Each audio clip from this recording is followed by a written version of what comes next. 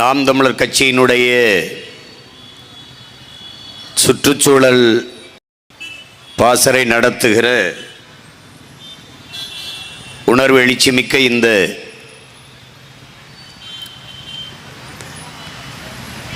பொதுக்கூட்டத்திற்கு வருகை தந்து எங்களின் உயிரோடும் உணர்வோடும் கலந்து வாழ்கிற என் உயிர் சொந்தங்கள் அனைவருக்கும் என்னுடைய அன்பும் வணக்கமும்.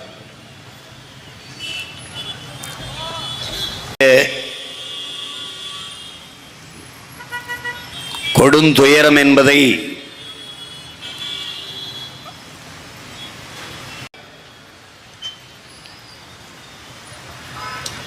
வெள்ளையர்கள் நம்மை அடிமைப்படுத்தி ஆளத் துடித்த போது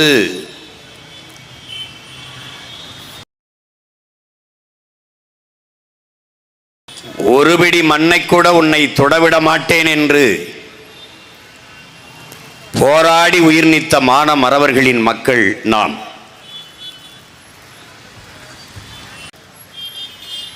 உயிரினும் மேலானது நமது உரிமை. அடிமை வாழ்வினும் உரிமை நம்முடைய பூலித்தேவன், தீரன் சின்னமலை, வீர பெரும்பா பல்வேறு வீர மறவர்களின் வாரிசுகள். அதன் பிறகு தெய்வ திருமகன் முத்துராமலிங்க தேவர், தாத்தா பெருந்தலைவர் காமராஜர், கக்கன், சிங்கார வேலர், சிவானந்தம் போன்ற பெருமக்கள் எல்லாம் இந்த நிலம் வேலித மறவர்கள். அவர்களுடைய பிள்ளைகள், வழி வழியே வந்த அவர்களின் வாரிசுகள், அவர்களின் இரத்த சொந்தங்கள் இன்று அதே தாய் நிலம் போராடி கொண்டிருக்கிறோம். வெள்ளையனை எதிர்த்து போரிட்டது, போராடியது போர் என்றால், இன்றைய ஆட்சியாளர்கள் அதிகாரத்தில் இருக்கிற கொள்ளையர்களை எதிர்த்து நாம் தெற்காசிய முழுமைக்கும் பரவி வாழ்ந்த ஒரு இனத்தின் பிள்ளைகள்,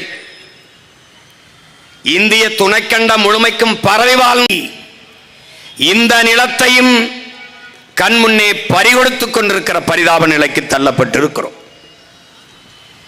இதற்கு காரண நிலத்தை நம்மிடத்தில் இருந்து பறித்து முதலாளிகளுக்கு கையளிக்கிறார்களோ அவர்களுக்கே தொடர்ச்சியாக வாக்களித்து அதிகாரத்தை கொடுத்த நாம் தான் பெரும் குற்றவாளிகள். நம்முடைய கவி பேரரசு வைரமுத்து அவர்கள் சொத்தை பிரிவதல்ல என்று பதிவு செய்கிறார்.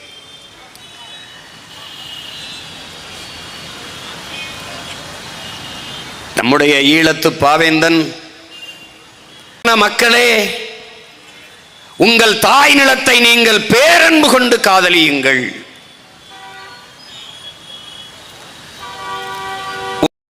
தாயோ உங்களை 10 மாதம்தான் சுமக்கிறாள். ஆனால் இந்த பூமி தாயோ உங்கள் வாழ்நாளின் கடைசி நொடி வரை சுமக்கிறாள். அவள் நெஞ்சில் தானே. ஆகையினாலே என் அன்பான மக்களே, நீங்கள் உங்கள் தாய் நிலத்தை பேரன்பு கொண்டு நேசியுங்கள். ஏனென்றால் நிலத்தை காதலியுங்கள்.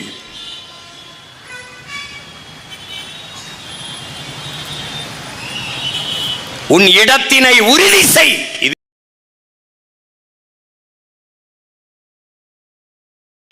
உன் இனத்தை முன்னிறுத்து. இருக்க இடமற்றவன் அனைத்துலகம் பேச அருகதையற்றவன். நீ நிற்கவே இடமில்லை, நீ நிற்பதே உன் இடமில்லை என்றால் நிர்வாண உடலும் உலகில் அவமானகரமானது என்கிறார். அப்படி தாய் நிலத்திலேயே வாழ்விடத்தை இழந்து அகதியாக்கப்பட்டுக் கொண்டிருக்கிறோம். இதை நாட்டுக்கானவர்கள் என்பதை அறிவார்ந்த தமிழ் சமூக மக்கள் புரிந்து கொள்ள வேண்டும். நாங்கள் உங்களின் வாக்குக்கானவர்கள் அல்ல, வருங்கால தலைமுறை பிள்ளைகளின்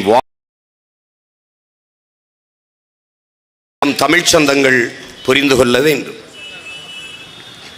இங்கே வளர்ச்சி என்ற சொல் வேலை வாய்ப்பு என்ற சொல். எது வளர்ச்சி என்று கேட்டால் எவரிடத்திலும் இருந்து பதில் வர. என்னரும் தமிழ் சொந்தங்களே, என்னிலும் இளைய என்னுயிர் தம்பி தங்கைகளே, இந்த நாடு தனிப்பெரும் முதலாளிகளின் வளர்ச்சியை இங்கே வளர்ச்சி வளர்ச்சி இதை நுட்பமாக கவனிக்கணும். வளர்ச்சியை நோக்கி ஒரு நாடு போகிறது அப்படின்றால், ஒரு முயற்சிக்கிறது என்றால் அது வளர்ச்சியை நோக்கிய பயணம். உயிர்காக்கும் மருத்துவம் பிரதம அமைச்சருக்கு என்ன மருத்துவமோ அது கடைகோடி மனிதனுக்கும் கிடைக்கும் என்ற நிலையை உருவாக்குவது அது வளர்ச்சி. சார்ந்த என் தம்பி தங்கைகள் கேள்வி எழுப்பி பார்க்க வேண்டும். தண்ணீரை கொடுக்க முடியாது தனியார் முதலாளி. அப்பலோ, கின்லே, அக்கோஃபனா அந்த முதலாளி தான் கொடுப்பான். சரியாக அல்வார். அறிவார்ந்த என் தம்பி தங்கைகளே, ஒரு கிலோ குப்பையை அல்ல 12 ரூபாய். ஒரு கிலோ குப்பை அல்றதுக்கு 12 ரூபா. அவன் எழுதி ஒரு கக்குச கழுவ. இவங்கள் அந்த கக்குசிலே பூட்டி வச்சு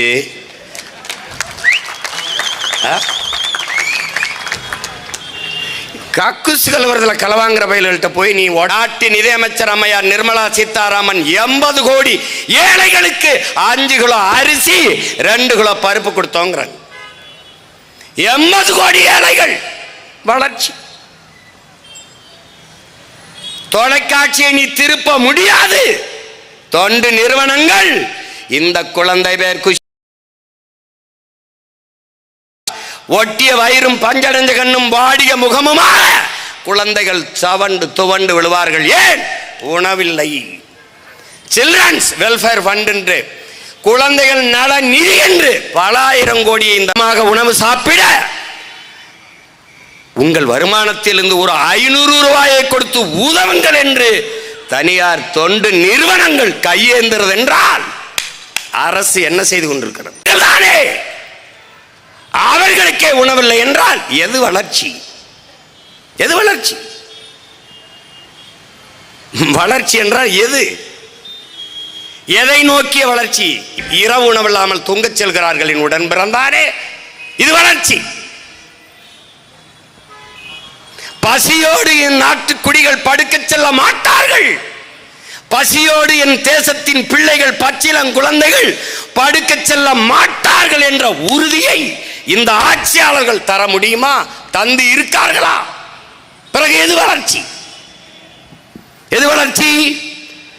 விரைந்து செல்ல சாலை 4 வழி 8 வழி, அதிலே பயணிக்க 1.5 கோடி 2 கோடி 80 லட்சம் 90 லட்சத்திற்கு மகிழ் உந்துகள் கார்,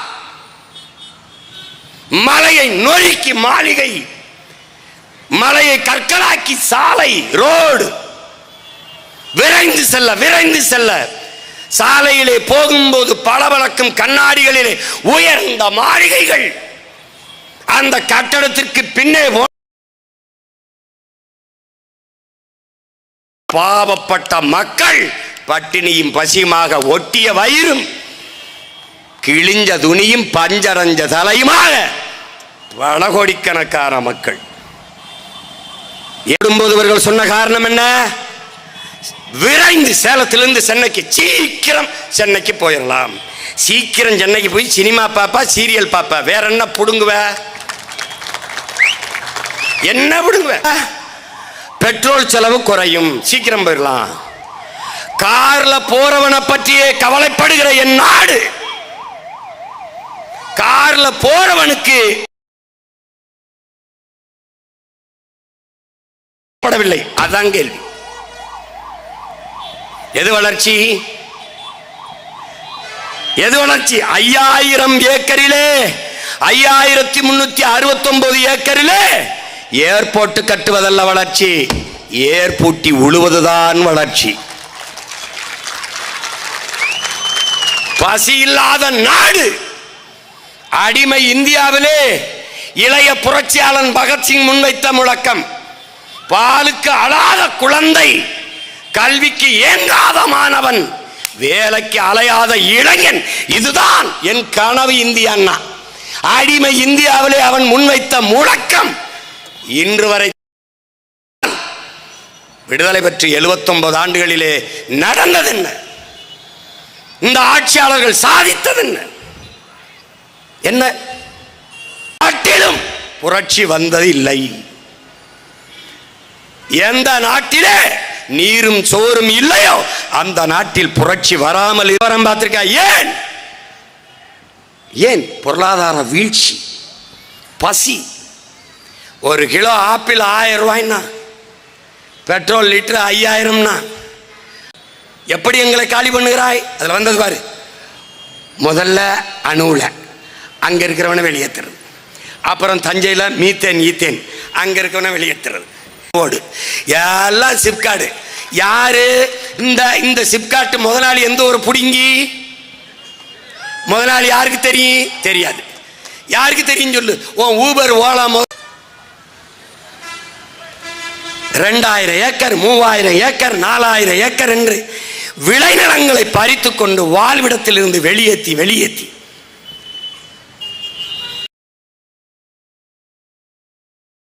பலாயிரக்கணக்கான ஏக்கர் விளைநிலத்தை பறிச்சுட்டு வாழ்விடத்திலிருந்து நம்ம மக்களை வெளியேற்றிட்டான். வீட்டுக்கு ஒருத்தனுக்கு வேலை தரம்னா ஒருத்தனுக்கு வேலை கொடுக்கல. நெய்வேலி பழுப்பு நிலக்கரி மின்சார நிறுவனம், ஒருத்தன் கூட அதில் தமிழன் இல்லை. உன்னால் நம்ப முடியுதா? நிலம் என்னது, வளம் என்னது, தமிழனுக்கு எதிரானது.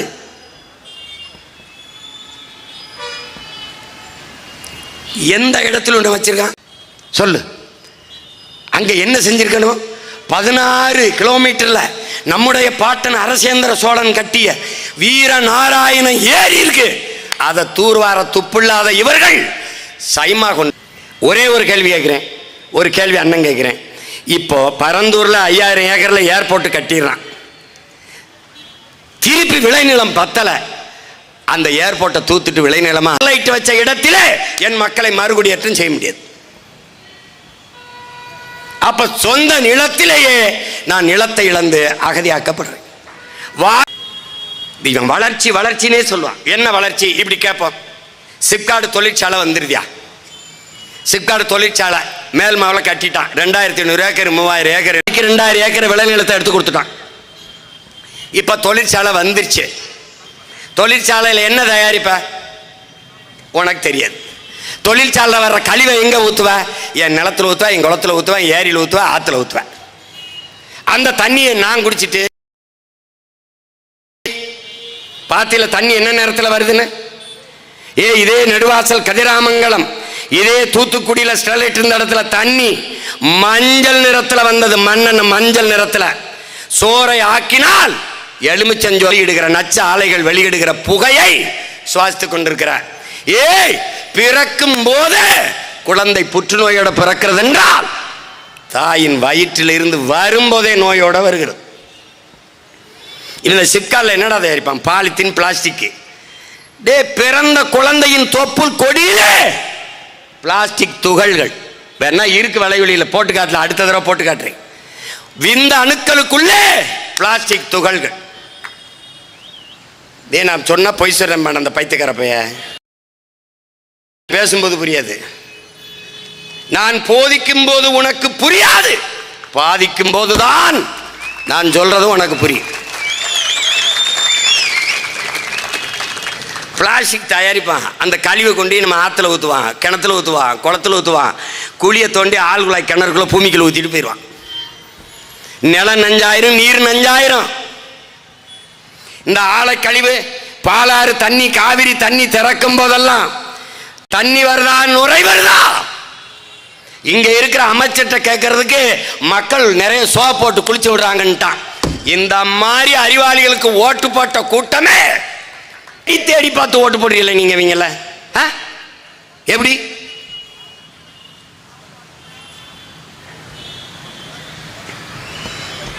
இந்த சிப்காடு தொழிற்சாலைகள்ல வர்ற கழிவை இப்ப கர்நாடகாவிலிருந்து ஆந்திராவிலிருந்து இந்த பாலாற்று தண்ணியை திறக்கும் போது என்ன பண்றான்னா, அந்த ஆலைகள் இருக்கிற கழிவை தேக்கி வச்சுக்கிறான். நமக்கு தண்ணியை திறக்கும் போது அதோட சேர்ந்து திறக்கிறான். அது வரும்போது அப்படியே நுரையா வருது. அப்படியே போய் எங்க போனாலும் நிலத்தடி நீர்ல அந்த ஆலை கழிவு நஞ்சு போய் படியுது.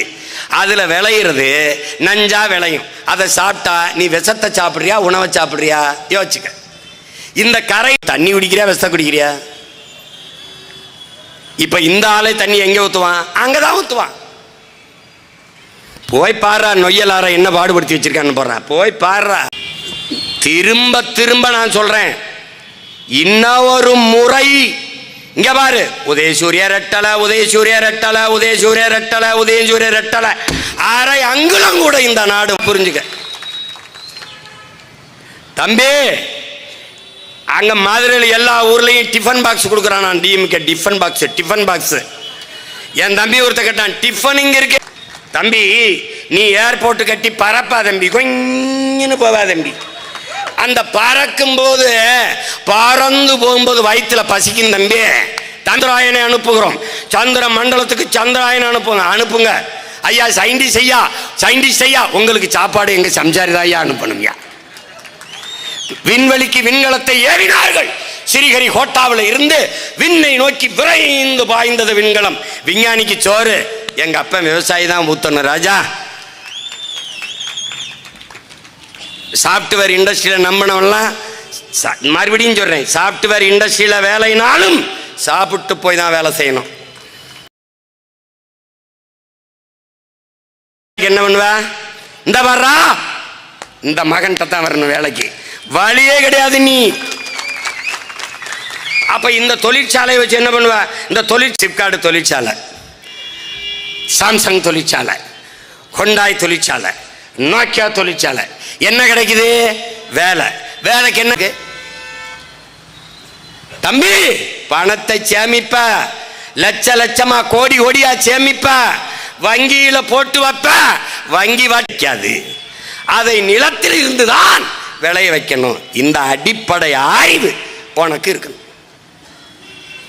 இப்ப இந்த முதலாளி எல்லாம் கொடுத்து அவர்கள் வாழ்க்கை தரத்தை உயர்த்தும்னு வேளாங்கண்ணி மாதாவிட வேண்டிக்கிட்டானா, இல்ல மாரியாத்தாட்ட வேண்டிக்கிட்டானா, இல்ல யாருக்கிட்ட? எடப்பாடி இது, ஐயா ஸ்டாலின் இது, ஐயா மோடி இது, ஐயா மன்மோகன் சிங் இது, யார் இது? முதலாளிகளின் அதிகாரம் ஆபத்தானது. அதிலும் அந்த முதலாளி இப்ப நீ எப்படி வேலை கொடுப்ப? இப்ப 2000 ஏக்கர் 3000 ஏக்கர்ல மேல்மாவில் எடுக்கிறான்ல, நான் எடுக்க மாட்டேன். என்ன பண்ணுவேன்? அருள் நம்ம ஆளுகளை தான் கூப்பிடு, இங்க என்ன வரும் 2000 ஏக்கர் போடா. 2000 ஏக்கர்ல கரும்பு எல்லாரும் விளைய வைப்போம். நாங்களே விளைய வச்ச அங்கே தொழிற்சாலை, அங்கேயே தொழிற்சாலை, வேலை வாய்ப்பு. எப்படி? கரும்புல இருந்து எத்தனால் பெட்ரோல், கரும்பு சக்கையிலிருந்து மேல்மா மக்கள் வாழ்கிற இடத்திலே கட்டுவேன். உனக்கு வேலை தானே கேட்ட? வேலை தானே கேட்ட? அந்த இடத்திலே ஆடு மாடுகள் வளர்க்கிற பண்ணை, நாட்டு கோழி வளர்க்கிற பண்ணை. மாடுனா மாடு இல்லை, மாடு பால், பால் இருந்து பாலாடை கட்டி நெய், தயிர், மோர், அப்புறம் சீஸு, இத்தனை தொழிற்சாலைகளா பரதேசி, அத்தனை தொழிற்சாலைகள். அந்த மாதிரி மீத்தேன் எடுக்கிறானா தஞ்சாவூர்ல. இப்ப கடலுக்குள்ள போய் என் தங்கச்சி கார்த்திகா சொன்ன மாதிரி முதல்ல மலையை நொறுக்கிட்டான், மலை சார்ந்த இடத்து குறிஞ்சி அழிச்சிட்டான். அடுத்து காடு நாடு வயலும் வயல் சார்ந்த இடத்த மீத்தன் ஈத்தன் நக்கி எடுத்துட்டான். இப்ப கடலும் கடல் சார்ந்த இடத்துக்கு அங்க போய் என்ன பண்றான்? நெய்தல்ல போய் கடல். நீ நல்லா ஆத்தாளுக்கு அப்பனுக்கும் பிறந்தவன், எடுத்துடா பாப்பா, எடுத்துருப்பா, எடுத்துரு நீ. ஏய், இந்த முச்சந்திலிருந்து கத்திக்கிட்டு இருக்க சீமானதானே நீ பாக்குற?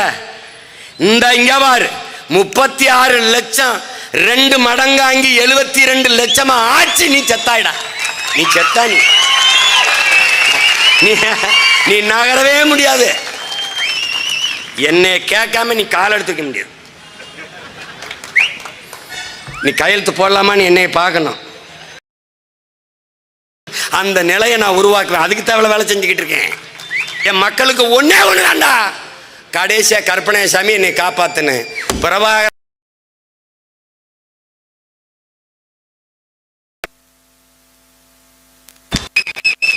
இவனுக்கு எது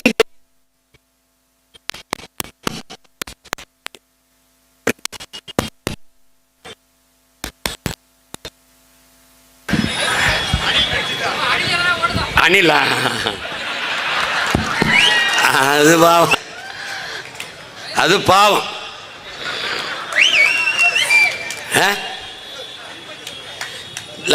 அவங்களுக்கும் சேர்த்து அண்ணன் கத்திக்கிட்டு இருக்கு. இப்ப என்னோட நெய்வேலி பழுப்பு நிலக்கரிய மூடு, காற்றாலைக்கு வா, சூரிய ஒளிக்கு வா, சூழியலுக்கு எந்த கேடும் இல்லை. அதுக்கு விளைநிலத்தை பேருந்து நிலையமா போடு, எல்லா இடத்திலையும் போடு. எந்த கட்டடம் புதுசா கட்டினாலும் மேலே சூரிய ஒளி சூரிய ஒளி தகடை பொறுத்தினால்தான் உரிமம் தருவோம்னு கூடு. எல்லாம் சரியாயிரும், ஜர ஜர ஜர ஜரன்னு போட்டுருவான். அரசை ஆக்கிரமித்து எடுத்து கொடுக்கு. நிலம் கையகப்படுத்துகிற சட்டம் பேராபத்தானது. தம்பி அருள் சொன்னான் பாரு, நிலத்தை எடுக்கும் போது போராடுற உரிமை உனக்கு உண்டு, அதை கேட்கறதா கேட்க வேணாம்ங்கிற உரிமை அரசுக்கே உண்டு. இது எப்படிப்பட்ட தீர்ப்பு? இந்த மாதிரியெல்லாம் இவங்களால தான் சிந்திக்க முடியும். ஈழத்தில் நடந்த போருக்கு விசாரணை கொடுத்துக்கலாம். எப்படி கொலை பண்ண நான் அதை விசாரிச்சு நீதினா அப்படி ஒரு கொலையை நடக்கலைன்ட்டு போயிடும்ல. அது மாதிரி தான் இது. இங்கே நக்கு தூக்குற அதிகாரங்கள், அவர்களுக்கு பரிவட்டம் கட்டுகிற அதிகாரங்கள், அவர்களுக்கு பணிவிடை செய்கிற அதிகாரங்கள், இந்த அதிகாரங்களை தூக்கி வீசாமல் இயற்கை துறைமுகம் அதிலே வேலை நடக்கல. 40 விழுக்காடு தான். எங்கேயும் சரக்கு கப்பல் வந்து தேங்கி நிக்கல, எங்கேயும் சரக்கு இறக்கி ஏற்ற முடியாம தேங்கி நிக்கல. பெருக்குள்ள கொட்டணும். கட்டும்போது கடலின் நீர்மட்டம் உயரும். அந்த ஓரத்திலே இருக்கிற பவளப்பாறைகள், கடலுக்குள்ளே இருக்கிற காடு பவளப்பாறை, அரிதினும் அரிதான இயற்கையின் பயன்படுத்திக் கொள்ளும் இனப்பெருக்கத்துக்கு. அந்த பவளப்பாறை மேலே இவன் பல லட்சக்கணக்கான டன் கற்களை எங்கிருந்து எடுப்பான்? நம் பூமி தாயின் மாற அறுப்பா. கூறு போட்டு வித்தது போல என் கடலை கூறு போட்டு விற்கிறான். அந்த இடத்துக்கு அவன் நுழைய விட மாட்டான். தனியார் முதலாளிக்கு கப்பல் துறைமுகத்தை கொடுத்து விட்டால் அரசு செயல் இலக்கணம், அங்கே இழப்பு வரணும், அதானிக்கு லாபம் வரணும் என்றால் இந்த 2 துறைமுகத்தை மூடணும். இப்ப இந்த அரசு போக்குவரத்திற்குள்ள பருந்துலாம் தனியாருக்கு தாரைவா இருக்கிறான், தொடர் வேண்டிய தாரைவா இருக்கிறான், விண்ணூர்திய பூரா தாரை வார்த்து கொடுத்துட்டான். அதை போல நம்முடைய இயற்கை துறைமுகத்தை 2ஐயும் மூடிடுவான். அது தொடர்ச்சியா நீங்க கவனிச்சுக்கிட்டே வா. ஒவ்வொரு இடத்துலையும் நம்ம நுட்பமா வெளியேற்றுவான். ஆனால் என்ன சொல்லுவான்? வேலை வாய்ப்பு, வளர்ச்சி, இளைஞர்களுக்கு வேலை வாய்ப்பு, வளர்ச்சி. கிழிச்சா 12,800 பேர் 14,000 பேர் வேலைக்கு ஆசிரியர் தேர்வுக்கு எழுதிட்டு பணி நியமனத்துக்கு ஒரு பேர் பகுதி நேர ஆசிரியரா வீதியில் நிற்கிறான். எங்க கொடுத்த பலாயிரக்கணக்கில் குப்பை எழுகிற தூய்மை பொறி பணியாளர்கள் வீதியில் நின்று வேலை வாய்ப்பு யாருக்கு கொடுப்ப? இந்த முதலாளி யாரு? மேல்மாவில் சிப்காட் தொழிற்சாலை ஆரம்பிக்க போற முதலாளி யாரு? இப்ப நம்ம கேட்போம். கோயம்பேடுல ஒரு பேருந்து நிலையம் இருக்குல்ல, இருந்தது. எந்த பேருந்துல வந்த பயணியாவது இங்க நெருக்கடிகள் அதிகம், எங்களுக்கு வசதி இல்லை, எண்ணெயில் மதுரையில இருந்து எங்க ஊர்ல இருந்து ராமேஸ்வரம், சிவகங்கை, மதுரையில இருந்து சென்னைக்கு வர 1,500 ரூபா. இந்த கிளாம்பாக்கத்துல இருந்து சென்னைக்குள்ள வர கிளாம்பாக்கத்துக்கு வர 1,500 ரூபா. யாரு? அவன் பரம்பரை சொத்தை வச்சுட்டு கட்டின பேருந்து நிலையம்ல. அவங்க சின்னத்தை வச்சு மக்கள் காசுல சின்னத்தை போட்டான். நீ என்னத்தை பார்த்த? எப்படி? யாரு கேட்டதே? கோயம்பேடு பேருந்து நிலையம் தேவை.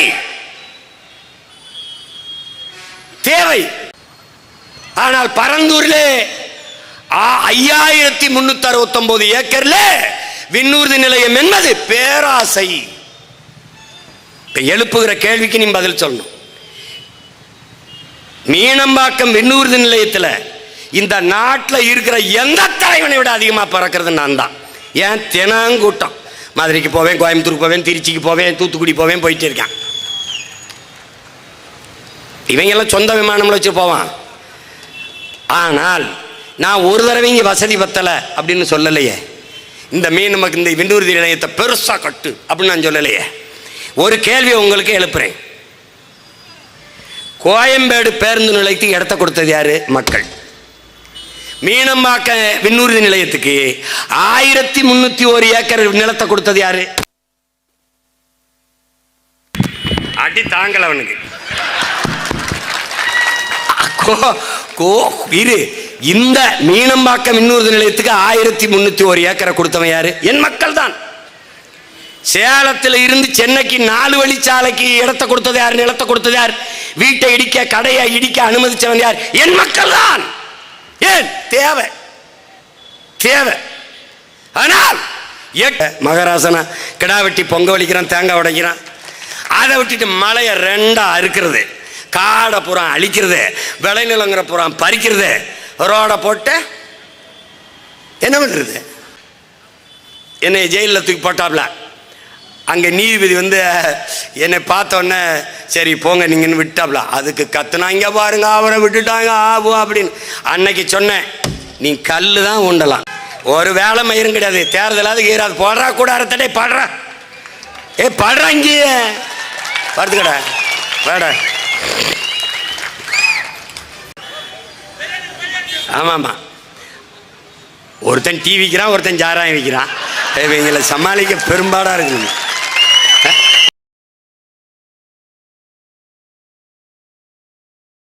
நுட்பமாக கவனிங்க. இங்கே பாருங்க, இப்படி தான் உங்களுக்கு சொல்லணும். இதில் எல்லாம் விளைநிலங்கள்லாம் எவ்வளோ பறிப்பதுன்னு சொல்லிட்டான் பாருங்க. 1301 ஏக்கரில் விண்ணூர்தி நிலையம் மீனம்பாக்கம் இருக்குது. அதில்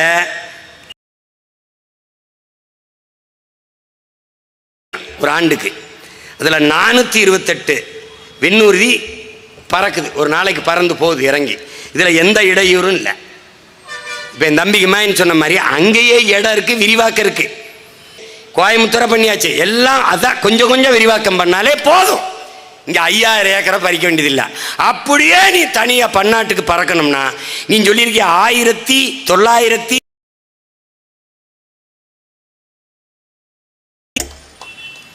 இங்கே வர மீனம்பாக்கத்துக்கு வர எனக்கு 1 மணி நேரம் என் வீட்டில் இருந்து. அங்கிருந்து பரந்தூருக்கு வர 3 மணி நேரம். நீ சென்னையிலிருந்து டெல்லிக்கே பறந்து போயிடலாம். கூட யாரை கூட்டி போகணும்? இந்த திராவிட மாடல் 2.0, இந்த டெவலப் பாய்ஸ். வாங்கடா, டே பெட்டியை தூக்குங்கடா, டேய் தண்ணிங்கடா.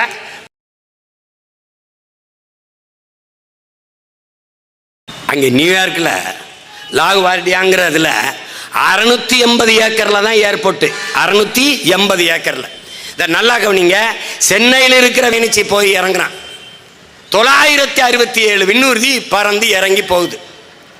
அவன் எந்த நெருக்கடியும் அவன் சொல்லலை. நிலத்தின் அருமை தெரியும். ஒவ்வொரு நாடும் பன்னாட்டு விண்ணூர்தி நிலையங்கள் மிக குறைந்த அளவில் இருக்குது.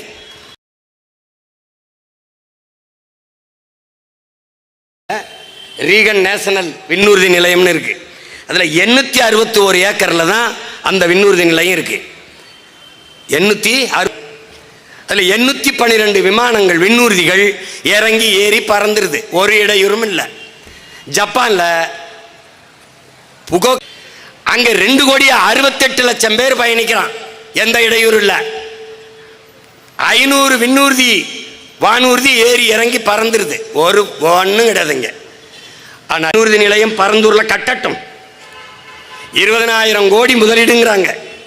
26ல் 26ல் முடிப்பா, 26ல் தொடங்கி 28ல் முடிப்பேன்னு இருக்காங்க. சரி கட்டட்டும். ஆனால் அவர் 9:50க்கு வண்டினா அவர் 11 மணிக்கு எடுத்தா அவர் சொன்னதான் எஜமான் எடுக்கிறதா நேரம், அவர் விதிக்கிறதான் கட்டணம். திடீர்னு 26,000 இரு வழக்கு தானே, சுருக்கமாக பேசிட்டு இறங்கி இருக்கணும் இல்லையா? இவாடி பேசுங்க, படம் போட்டு காட்டுங்கடான்னா அவன் ரொம்ப நேரம் போடுறான், பாதி அந்த அவன் காட்டு மறைக்க போகிறான். இதெல்லாம் இல்லை, பேசிட்டு தான் வருவான். இருப்பா, இன்னும் செய்தி இருக்கு. அதனால் இப்போ என்னென்னா, இதனால் ஒரு ஆனார், நாங்கள் சுருக்கமாக சொல்லிக்கிறது ஆனார், ஏர்போர்ட்டு கட்டுறதை கைவிட்டுருங்க ஆனார். அரசுகள் கைவிடணும். நிலத்தின் அருமை தெரிந்த பிள்ளைகள், தாய் நிலத்தை இழந்து ஏதிலிகளான இனத்தின் மக்கள், சொந்த நிலத்தை இழந்தால் என்ன ஆகும் என்பதை அறிந்த இனத்தின் பிள்ளைகள் மட்டும். வளர்ச்சி என்பது எது வளர்ச்சி? ஏற்கனவே இருக்கிற விண்ணூர்தி நிலையத்தில் என்ன பிரச்சனைன்னு சொல்லுங்க. இப்போ அவங்க சொல்றது 100 கோடி, இப்போ 2 கோடியை 24 லட்சம் பேர் பறக்கிறத வேற எங்கேயோ ஒன்று இறக்கி விட்டலான்னு முடிவு பண்ணிட்டான்னு நினைக்கிறேன். இங்க வச்சு எதுவும் வேலை கொடுக்கறதா இல்ல. அதனால நீ என்னைய 26ல் ஆரம்பிப்பேன்னு இருக்கான். 26ல் என்னை ஜெயிக்க வச்சிட்டீன்னா அது கடை முடிஞ்சிடும். நீ நிம்மதியாக படுத்து தூங்கலாம். அதுக்கு நீ என்ன பண்ணணும்னா ஒரே ஒரு ஓட்டை விவசாயிக்கு போட்டு வீட்டில் போய் நிம்மதியாரு நாட்டை என்ற கொடுத்துரு. தம்பி, பரந்தூருக்கு மட்டும் இல்லை தம்பி, எல்லா ஊருக்கும் தான் இது. அண்ணன் விவசாயத்தில் பிரச்சனை என்ன, அண்ணன் மீன் பிடிக்க போல என்ன பிரச்சனை என்ன, அண்ணன் வாத்தியாருக்கு வேலை இல்லைன்னா எதா இருந்தால் அதை புரிஞ்சுக்கிட்டு வேலை செய்யணும். இந்த இப்போ நேரம் இல்லை, இந்த மறுபடி மலைகளின் மாநாடு இருக்கு. அப்புறம் 14ஆம் தேதி கோயம்புத்தூரில் இருக்கு, கோயம்புத்தூரில் இருக்குது, அங்கே கூட்டம் இருக்குது. அப்புறம் கடலம்மா மாநாடு இருக்குது, தண்ணீர் மாநாடு இருக்குது, டிஎன்பிசி மாணவர்கள் எழுதினவனுக்கு போராட்டம் இருக்குது. தினம் வேலை தான். எல்லாம் வச்சுக்கிட்டோம், அங்கே அடுப்பு கிடுப்பு வச்சுக்கிட்டோம், அங்கே ரொட்டியை கிட்டியே சுட்டு தின்னுக்கிட்டு போகிறதுல இங்கே என்னப்பா பிரச்சனை, சத்தண்டி இருப்பாட்டுப்பா போடுப்பா அப்படின்னு போராடிட்டு இருக்கோம். அது மாதிரி இப்போ என்னரும் சொந்தங்களே, கொஞ்சம் கொஞ்சமாக நம்ம விளை நிலங்களை வாழ்விடங்களை இழந்து தாய் நிலத்திலே அகதியாக்கப்பட்டு கொண்டிருக்கோம்ங்கிற புரிதல் உங்களுக்கு வரணும். இறுதி மூச்சு வரை உழைத்த பேரறிஞர் பெருந்தகை தமிழ் தேன் சொட்டு மொழியடா, தமிழ் தேன் சொட்டு மொழியடா, படித்தேன் உழைத்தேன் கொடு. முத்தமிழ் காவலர் தாத்தா கியாபே விஸ்வநாதன் அவருடைய அன்பு பேத்தி என் தங்கை வெற்றி செல்வி அவர்களை இந்த களத்தில் இந்த நிலத்தில் வேட்பாளராக உங்கள் மகன் நிறுத்துகிறேன். வெற்றி செல்வியாக ஆக்கி சட்டசபைக்குள் நுழைய வையுங்கள். உங்கள் பிரச்சனையை உங்கள் மகன் பேச வேண்டியதில்லை, உங்கள் மகள் என் தங்கை கியாபே விஸ்வநாதருக்கு தமிழ் தன்மானமிக்க தமிழ் மக்கள் செலுத்துகிற வெற்றி, அவர்களுக்கு காணிக்கையாக்குற வெற்றி என்பதை கவனத்தில் வையுங்கள். நாம் நிலத்தை இழந்தால் பலத்தை இழப்போம் என்பதை கவனத்தில் வைத்துக்கொண்டு, இது ஒரு சின்ன ஒரு தொடக்கம்தான். தேர்தல் களம் இருக்கிறது, தினம் பல்வேறு மேடைகள் இருக்கிறது. ஒவ்வொரு நாளும் இந்த கருத்தை எடுத்து வைத்து நாம் இதை வலிமை மிக்க ஒரு சிக்கலாக பெரிய பிரச்சனையாக கொண்டு போய் அதிகாரத்தின் கவனத்துக்கு கொண்டு செல்வோம். அப்படி இல்லை என்றால் டங்ஸ்டன் தொழிற்சாலையை கைவிட்டது போல பரந்தூர் நிலையத்தை கைவிடும் வரை உங்கள் மகன் களத்திலே நிற்பேன் என்கிற உறுதியை வெற்றி வேட்பாளர் என் அன்பு தங்கை வெற்றி செல்வி, நம்முடைய சின்னம் விவசாயி. நன்றி, வணக்கம். நாம் தமிழர்.